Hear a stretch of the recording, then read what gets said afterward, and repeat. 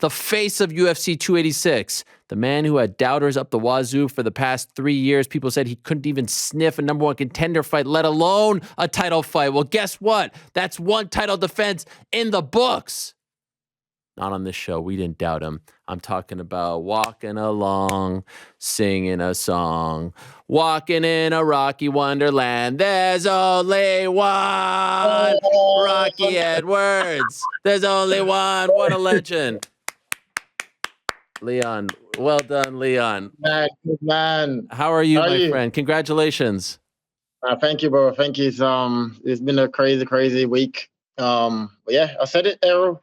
Well, you said it as well, to be fair. So now here we are. My first title defense, hometown show. It was a crazy week.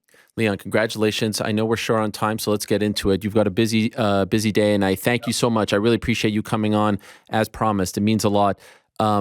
You looked so confident, so comfortable, so calm all week. Like even at the presser we were talking about, it felt like you were owning the moment. It felt like he was trying a little hard. It felt like was that truly what you were feeling in the hotel backstage? Because this is a big deal. You headlining, the whole show's built around you.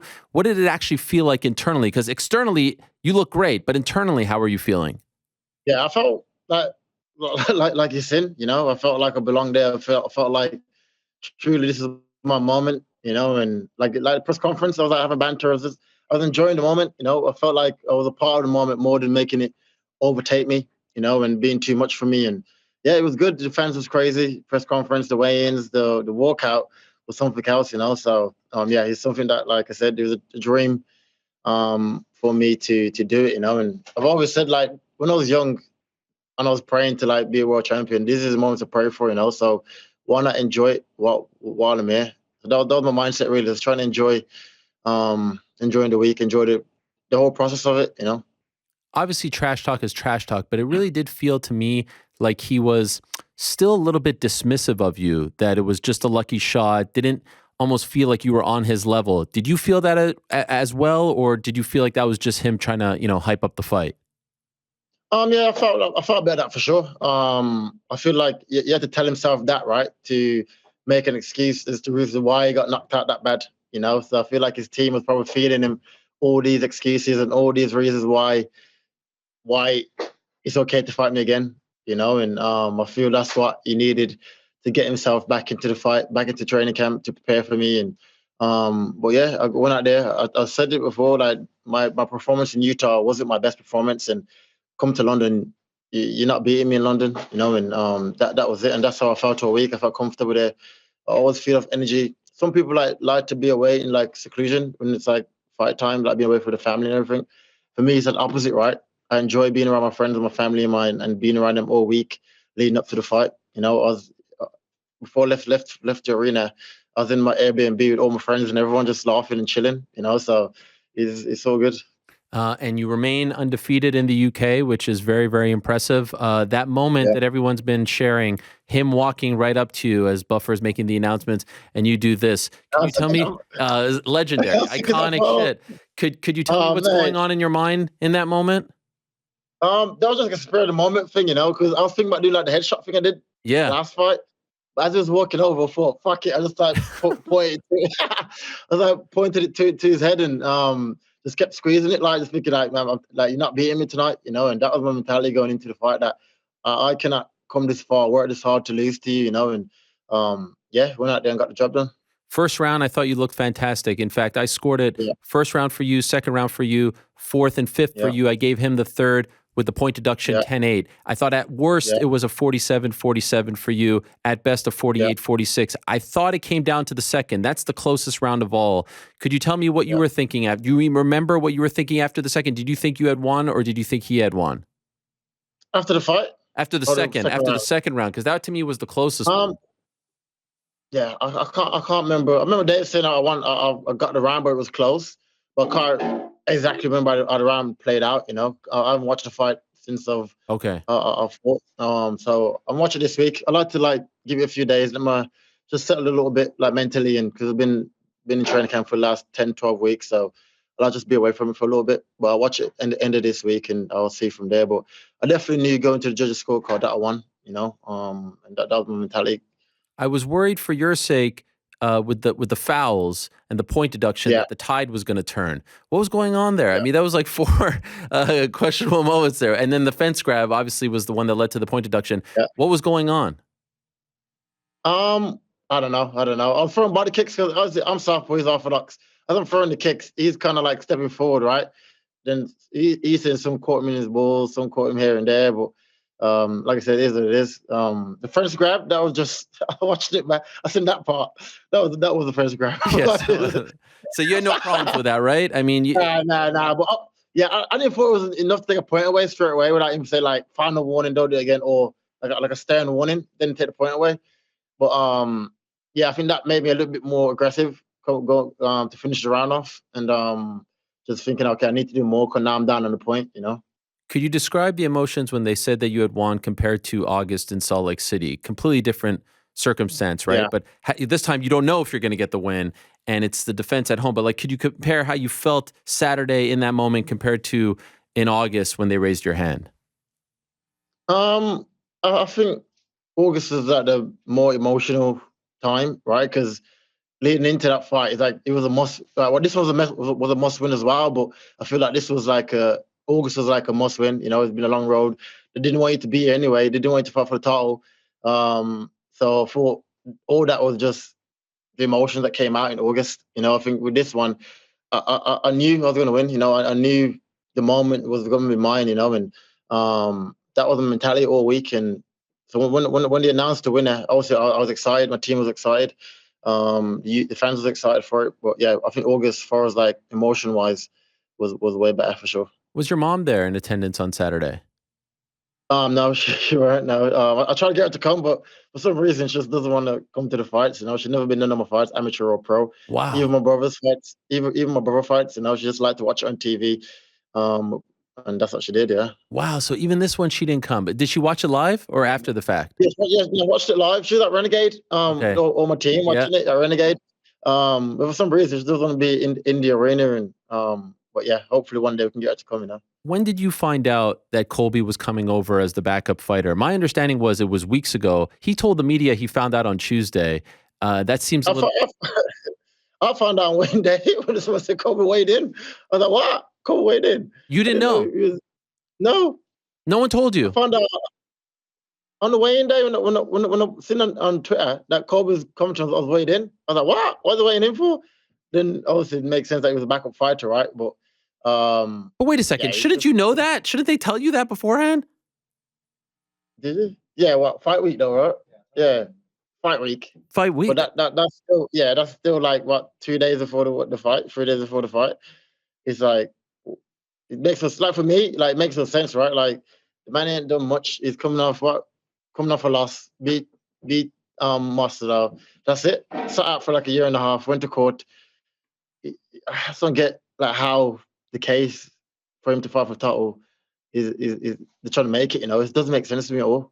I'm baffled by this, and I'm going to talk about it more when we say goodbye to Yeah, you. But I just don't understand how not fighting for a year gets you the title shot, especially when you have other guys who have been active, guys like yeah, Bilal, who you have a yeah, history with, who's on a winning streak, guys like Burns, yeah, et cetera, et cetera. yeah, And then what yeah, bothers me the most about it is like if this was boxing or any other combat sport, the champ has like yeah, Canelo has a say, Tyson Fury has a yeah, say, Katie Taylor has a say.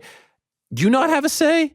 That's the part that I definitely have a say, you know. And listen, you didn't get the title shot next. Like, look at the road I had to take to get there. Right? There's no way you get beat twice by the guy I just beat twice.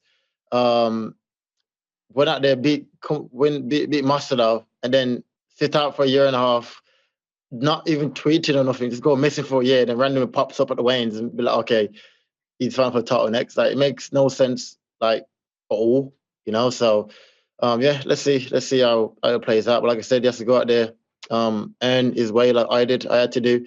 Hamza has been controversial for years. This is a guy that I got matched up with 3 times in a row. That I took the fight, you know, and he didn't take the fight, and then he's getting rewarded for not taking the fight. When it was me, I got removed out of rankings, yes.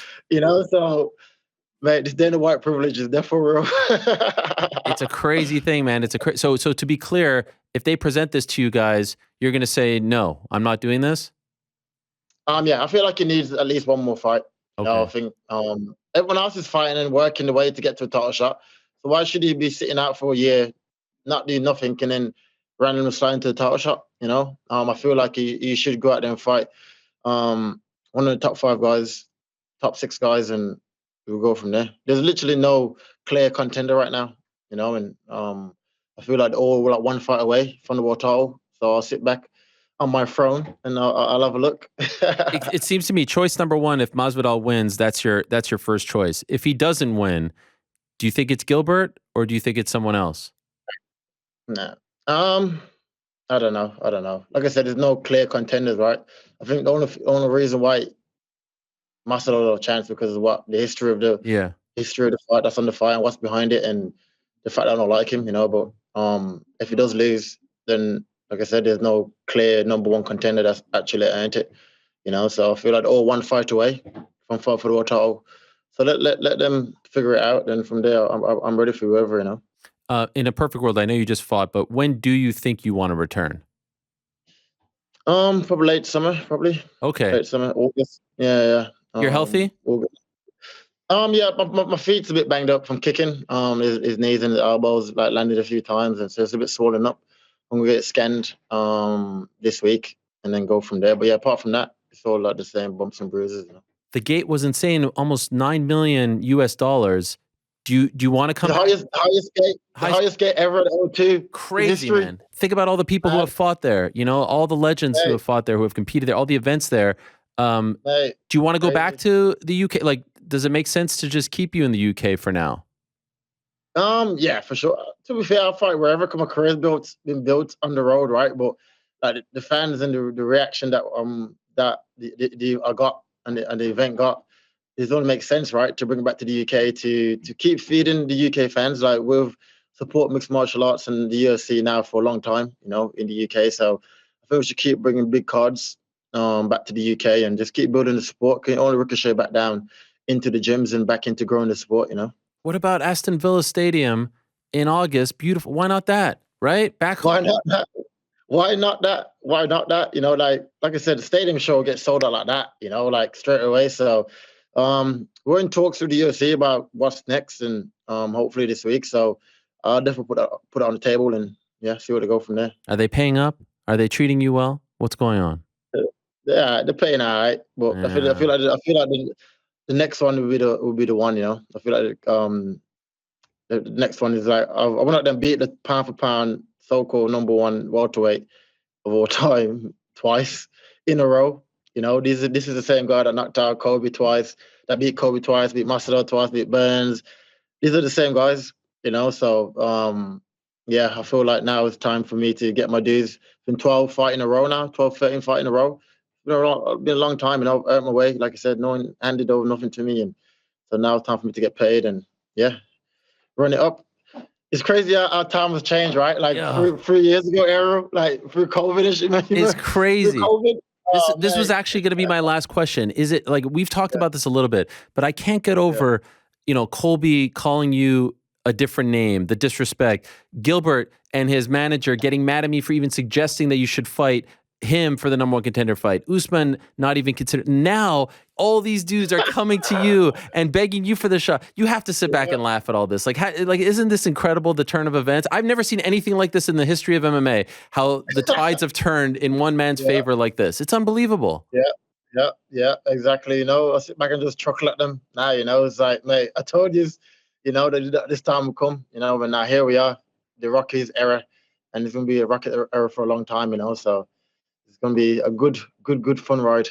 I freaking love it. Congratulations, Leon. Thank you so much for Thank you, coming brother. on. All the best. Enjoy the victory. And I couldn't be happier for you, man. You really, really deserve Good man. it. You took the long route. You did it your way, the hard way. And, you know, I'm thrilled. So thank you so much. And we'll talk to you soon. Yeah. God bless you. Bye bye. All right, there he is, the one and only Leon Rocky Edwards. Rocky Edwards.